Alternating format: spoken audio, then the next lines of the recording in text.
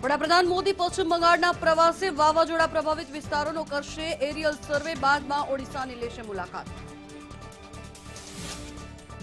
આરબીઆઈના governor Shaktikanta Das કરશે press conference. Corona મહામારી વચ્ચે આર્થિક સહાયની કરી શકે છે જાહેરાત. 1 જૂનથી શરૂ થનારી ટ્રેનો માટે આજથી રેલવે સ્ટેશન પર ખુલ્યા ટિકિટ કાઉન્ટર, તો કોમન સર્વિસ સેન્ટર પરથી પણ થઈ શકશે બુકિંગ. સાબરકાંઠા જિલ્લામાં કોરોનાના વધુ 8 કેસ પોઝિટિવ, તો સુરેન્દ્રનગર જિલ્લામાં કોરોનાના નવા 4 કેસ. મહારાષ્ટ્રમાં કોરોના 41,000 પર પહોંચ્યો, તો સમગ્ર દેશમાં કોરોનાના કુલ 1,18,000 કેસ પોઝિટિવ. કોરોના મુદ્દે અમેરિકામાં જીવ ગુમાવનારા લોકોની યાદમાં અડધી કાઠીએ ફરકાવાશે રાષ્ટ્રધ્વજ. અમેરિકી રાષ્ટ્રપતિ ટ્રમ્પે ટ્વીટ કરી આપી જાણકારી.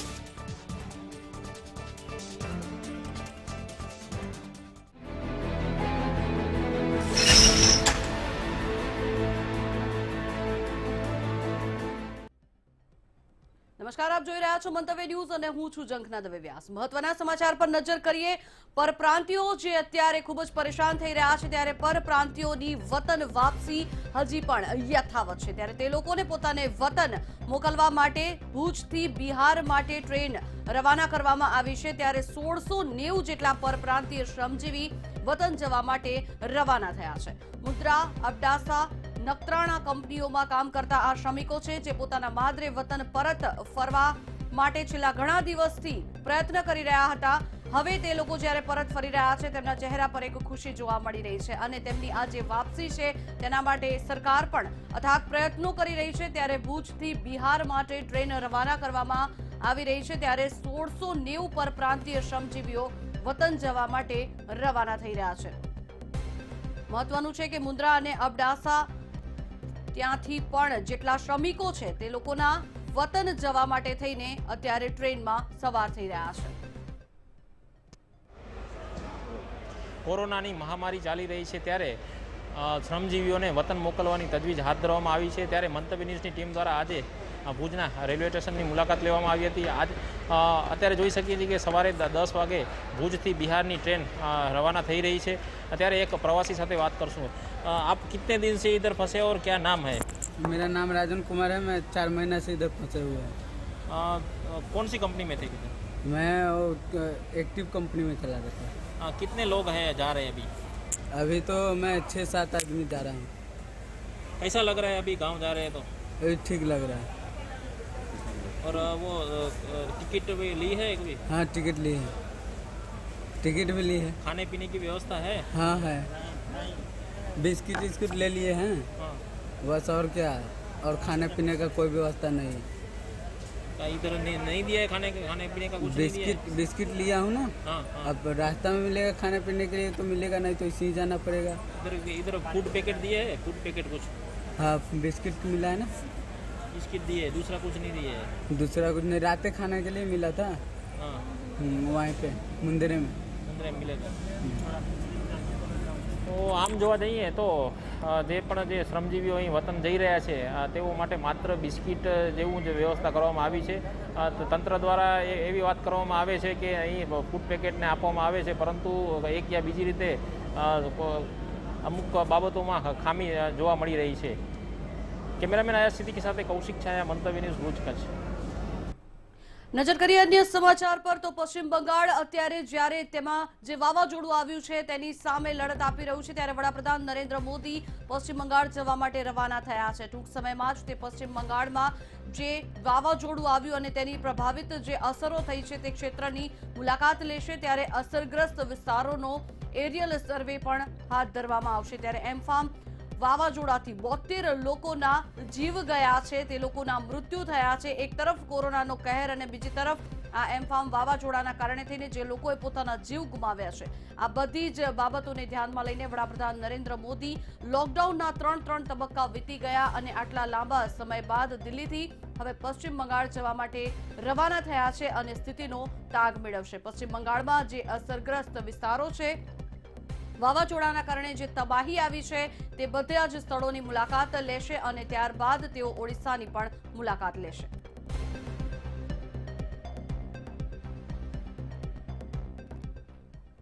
સમાચારમાં આગળ નજર કરીએ તો દિલ્હીમાં આર્થિક પેકેજ જાહેર થવાની શક્યતાઓને જોવામાં આવી રહી છે। બ્રેકિંગ ન્યૂઝ પર નજર કરીએ તો સતત જે પ્રમાણે લોકડાઉનના કારણે થઈને અત્યારે હાલ મંદીનો માહોલ સામે આવી રહ્યો છે, ત્યારે RBI governor Shaktikanta Das press conference કરશે અને થોડીક જ વારમાં તે પ્રેસ કોન્ફરન્સમાં સંબોધન કરશે અને કેટલીક આર્થિક પેકેજને જાહેરાત કરે તેવી પણ શક્યતાઓને જોવામાં આવી રહી છે। ખૂબ જ મહત્વનું છે કે ત્રણ તબક્કા લોકડાઉનના પૂર્ણ થયા છે। પીએમ મોદી દ્વારા 20 લાખ કરોડના પેકેજની જાહેરાત કરવામાં આવી છે અને છતાં પણ હજુ લોકોના સુધી આ મદદ નથી પહોંચી રહી અને લોકો જે અત્યારે ત્રાહિમામ પુકારી રહ્યા છે, એક તરફ કોરોનાથી અને બીજી તરફ આ જે મંદીનો માહોલ ઊભો થયો છે તેનાથી તેની સામે અત્યારે લોકોની મદદ કરવા માટે થઈને આ મહત્વના નિર્ણયો લેવામાં આવી રહ્યા છે। ત્યારે આર્થિક પેકેજને લઈને જાહેરાત કરી શકે છે, ત્યારે મહત્વનું છે આરબીઆઈ ગવર્નર ટૂંક સમયમાં પ્રેસ કોન્ફરન્સ સંબોધશે।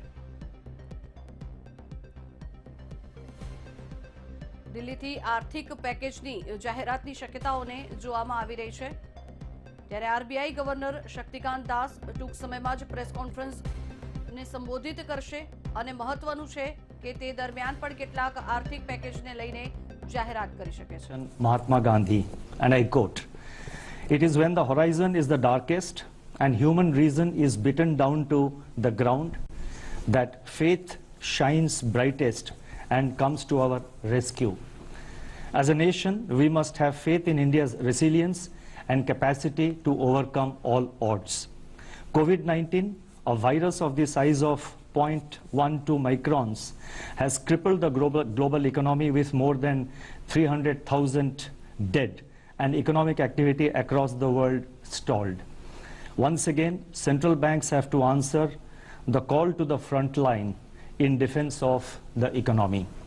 The recent release of macroeconomic data that for the first time revealed the damage wrought by COVID-19 brought forward the need for an off-cycle meeting of the Monetary Policy Committee, that is the MPC, in lieu of the earlier scheduled meeting between June 3rd to 5th, 2020. Over the last 3 days, that is 20th, 21st and 22nd, the MPC reviewed the domestic and global developments and their implications for the outlook. After extensive discussions, the MPC voted unanimously for a reduction in policy repo rate and for maintaining the accommodative stance of monetary policy as long as necessary to revive growth and to mitigate the impact of COVID-19 while ensuring that inflation remains within the target. On the quantum of reduction, the MPC voted with a 5:1 majority to reduce the policy repo rate by 40 basis points, 40 basis points from 4.4% to 4%. Consequently, the MSF rate and the bank rate now stand reduced to 4.25% and reverse repo rate stands reduced to 3.35%. Before I lay out the backdrop, the rational and expected outcomes of the MPC's decisions, I wish to thank the committee members for their valuable contribution during the deliberations. I would also like to thank my colleagues in the RBI who have been working tirelessly in RBI's fight against COVID-19. My gratitude goes out to our teams for their intellectual support, analytical work and the logistical arrangements. A special word of praise for our team of what is now about 200 officers, staff and service providers who are working unstinted 24/7 in isolation away from their families in order to keep the essential RBI services available to the nation.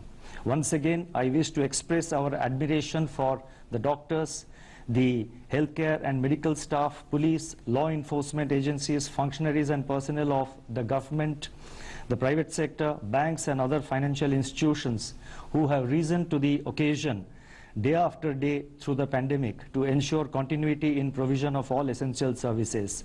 Our deepest gratitude to their families too.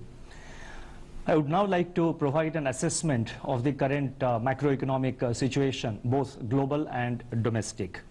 By all counts, the macroeconomic and financial conditions are austere. The global economy is inexorably headed into recession. The global manufacturing PMI contracted to an 11-year low in April 2020. The global services PMI recorded its steepest decline in the history of the index. Among advanced economies that have released GDP readings for Q1 of 2020, contractions were in the range of 3.4% to 14.2%. For emerging market economies, the growth rate ranged between 2.9% and minus 6.8%. EMEs face additional pressures in the form of capital outflows and asset price volatility from the bouts of turbulence afflicting financial markets. The plunge in crude prices has dried up budgetary revenues for oil exporters. On the other hand, oil importers have been denied terms of trade gains by the crushing blow to demand delivered by the pandemic. According to the UNCTAD, the value of global trade contracted by 3% in Q1. The volume of world trade can shrink by 13 to 32% in the current year as projected by the WTO. Global financial markets have calmed after a turbulent period in March and volatility has ebbed, but markets have generally been disconnected from the developments in the real economy. Relatively unsung, global policy response by central banks and governments has been unprecedented. Let me now turn to the domestic developments. Domestic economic activity has been impacted severely by the 2 months lockdown. The top 6 industrialized states in India that account for 60% of our industrial output are largely in the red and orange zones. High frequency indicators point to a collapse in demand beginning in March 2020 across both urban and rural segments. Electricity and petroleum consumption, which are indicators of day-to-day demand, have plunged into steep declines. The double whammy in terms of losses of both demand and production has in turn taken its toll on fiscal revenues. Investment demand has virtually been halted by a decline of 36% in the production of capital goods in March, which was coincident with a contraction of 27% in imports of capital goods in March and 57.5% in April. This is also evident in a fall of 91% in finished steel consumption in April and 25% shrinkage in cement production during March. The biggest blow from COVID-19 has been to private consumption, which accounts for about 60% of the domestic demand. The production of consumer durables fell by 33% in March 2020, accompanied by a 16% decline in output of non-durables. Similar indications are reflected in surveys of the fast-moving consumer space also. In the production sectors, industrial production shrank by close to 17% in March, with manufacturing activity down by 21%. The output of core industries, which constitutes about 40% of overall industrial production, contracted by 6.5%. In conformity, the manufacturing PMI for April recorded its sharpest deterioration to 27.4, spread across all sectors. The services PMI plunged to an all-time low of 5.4% in April 2020.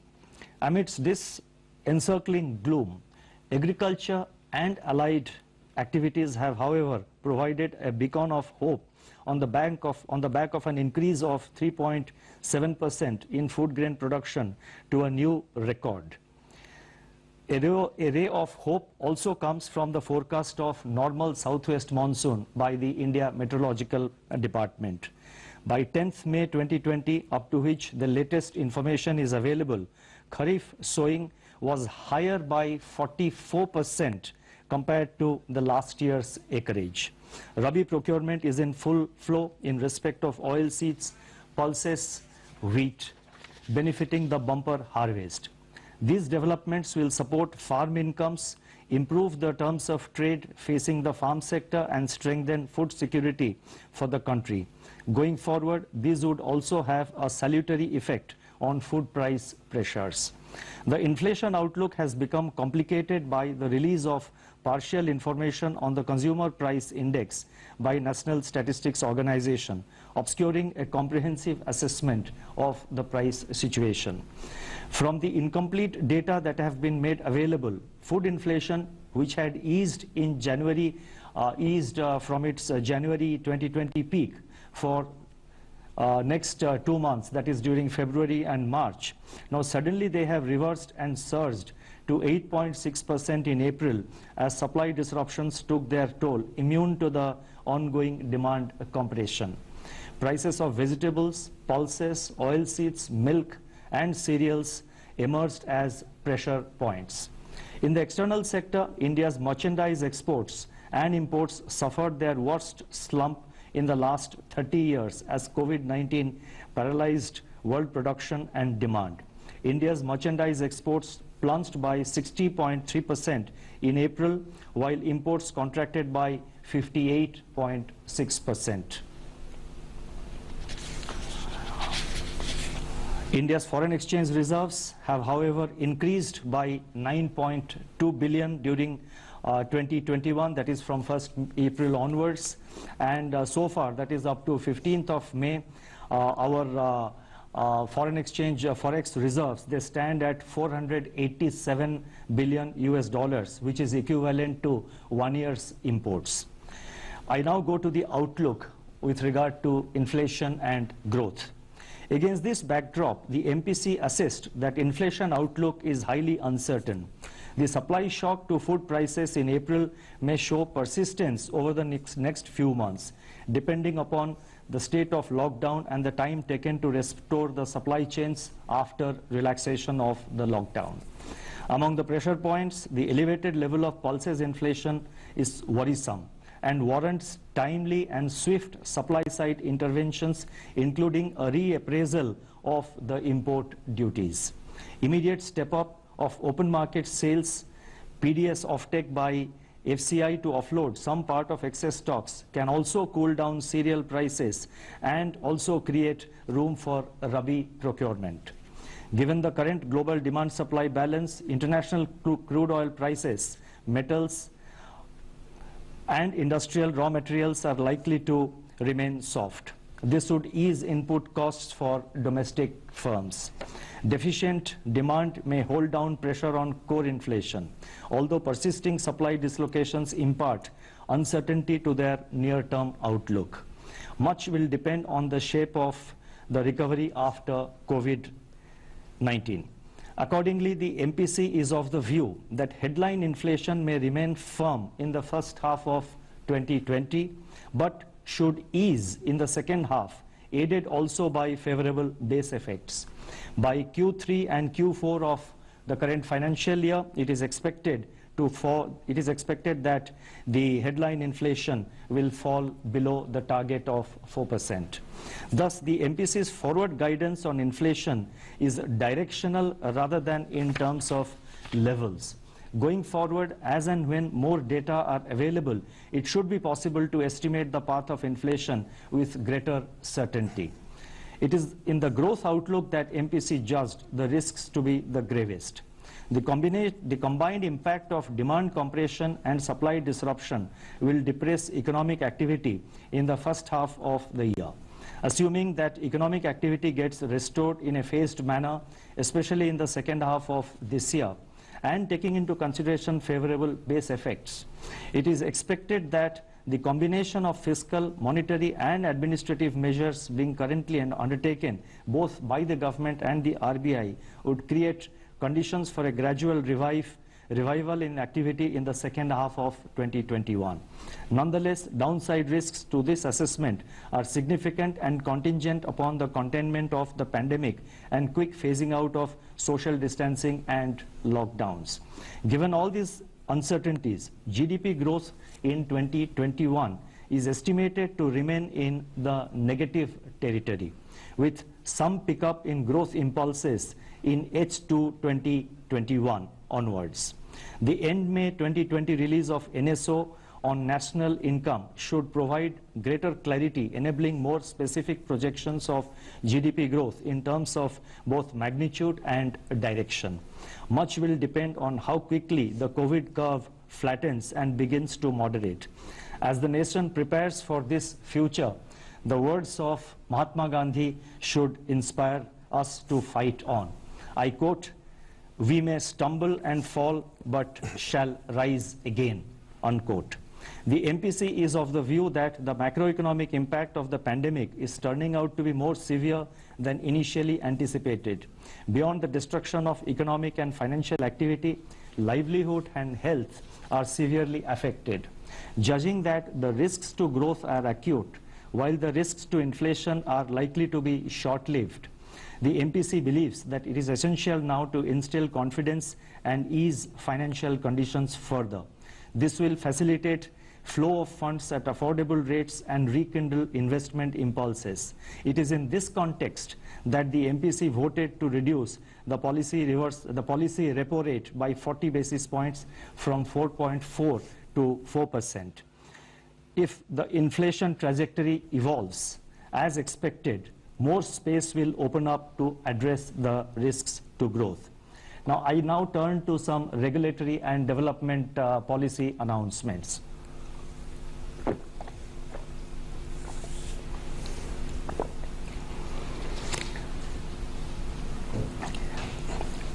The regulatory and developmental measures which we announced today, they are being done to complement and amplify the reduction in the policy repo rate decided by the MPC.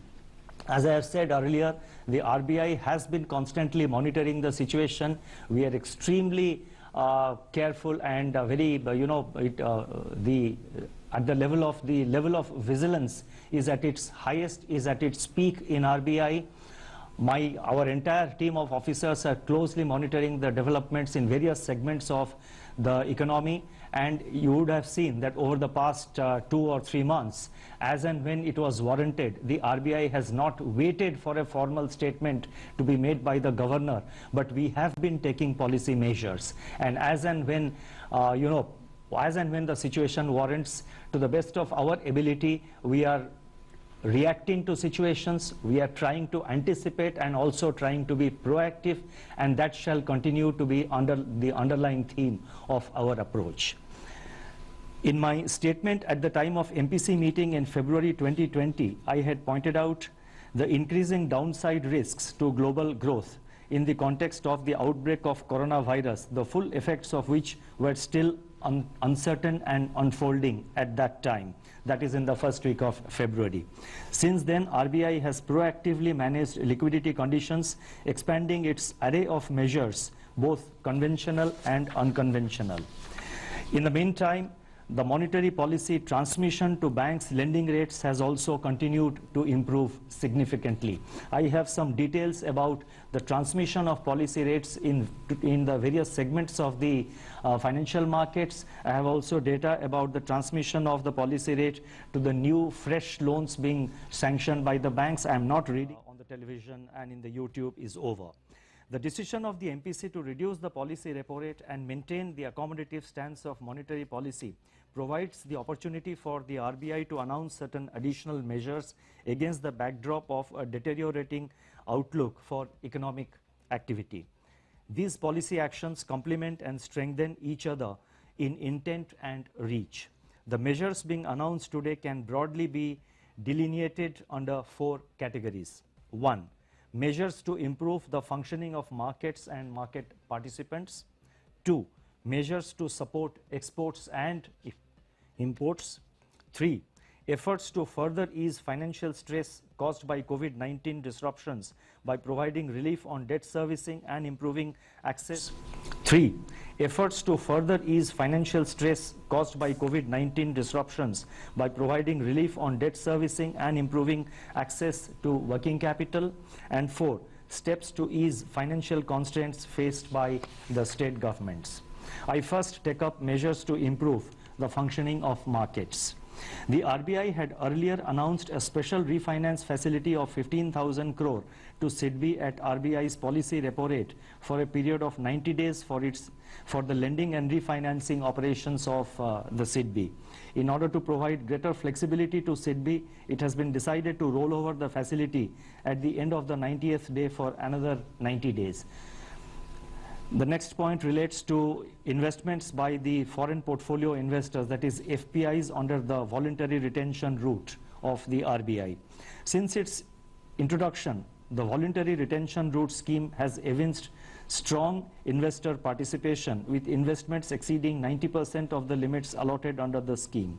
In view of the difficulties expressed by FPIs and their custodians on account of COVID-19 related disruptions in adhering to the condition that at least 75% of allotted limits be invested within 3 months, it has been decided that an additional 3 months' time will be allowed to FPIs to fulfill this requirement. The next set of measures relate to our effort to support exports and imports. The deepening of the contraction in global activity and trade, accentuated by rapid spread of COVID-19, has crippled external demand. In turn, this has impacted India's exports and imports, both of which have contracted sharply in the recent months. In view of the importance of exports and imports to the economy, certain measures are being taken to support the foreign trade sector.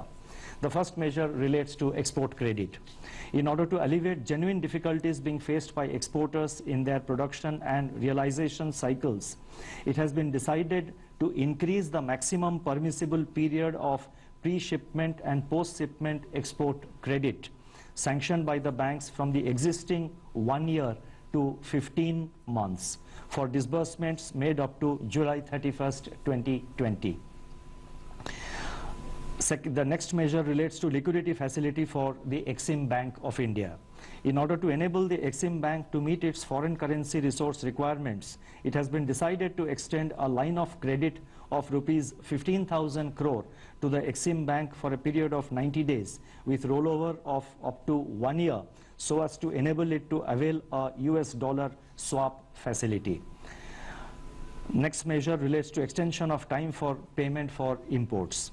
With a view to providing greater flexibility to importers in managing their operating cycle in a COVID-19 environment, it has been decided to extend the time period for completion of outward remittances against normal imports, that is excluding import of gold, diamonds and precious stones and jewelry, into India from 6 months to 12 months from the date of shipment of such imports made on or before July 31st, 2020. The next set of measures relate to measures to ease the financial stress. The RBI had earlier on 2 separate occasions, on March 27th and on April 17th, when I made statements in the media, the RBI had announced, on both these occasions, certain regulatory measures pertaining to granting of 3 months moratorium on term loan installments. That is the first one we had announced. 2, deferment of interest for 3 months on working capital facilities. 3, easing of working capital financing requirements by reducing margins or reassessment of working capital cycle. 3, exemption from being classified as defaulter in supervisory reporting and reporting to credit information companies. 5, I think 1, 2, 3, 4, 5, I'm just listing out. It's possible that it missed to, that exemption probably was number 5, exemption from being classified as defaulter. I think that was 4. RBI governor દ્વારા press કોન્ફરન્સનું આયોજન કરવામાં આવ્યું અને જેમાં ખાસ કરીને અત્યારે કોવિડ-19ના કારણે આખા દેશની અર્થવ્યવસ્થા પર તેની ખૂબ જ મોટી અસર થઈ છે, તેને ધ્યાનમાં રાખીને આર્થિક સહાયના પેકેજની જાહેરાત કરવામાં આવી છે. અનેક બાબતો પર સાથે ध्यान દોરવામાં આવ્યું છે. રિવર્સ રેપો રેટમાં કોઈપણ પ્રકારનો ઘટાડો નહીં કરવામાં આવે અને સાથે જ હવે આરબીઆઈ જે બેંકોને ઓછા વ્યાજે લોન આપશે તે અંગે પણ માહિતી આપી હતી. સાથે જ એમસીપીએ રેપો રેટમાં જે ફેરફારો કર્યા છે તેને અંગે પણ ચર્ચા હાથ ધરવામાં આવી.